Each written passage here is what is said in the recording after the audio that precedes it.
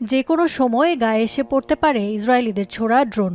গোলাবর্ষণে হারাতে হতে পারে প্রাণ, কিন্তু তাতে থোড়াই কেয়ার করে খুদে এই সাংবাদিক। বুকে প্রেস লেখা বুলেট প্রুফ জ্যাকেট আর মাথায় প্রেসের হ্যাট নিয়ে প্রস্তুত 11 বছর বয়সী সুমাইয়া ওয়াইশা ব্যস্ত মাঠে মাঠে তথ্য সংগ্রহে।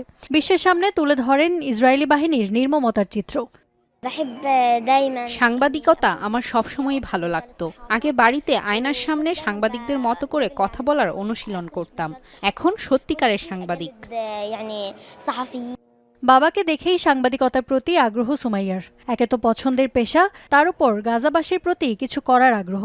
দুয়ে মিলে যখন এক হয়েছে, তখন কোনো প্রতিবন্ধকতাই ঠেকিয়ে রাখতে পারেনি সুমাইয়াকে।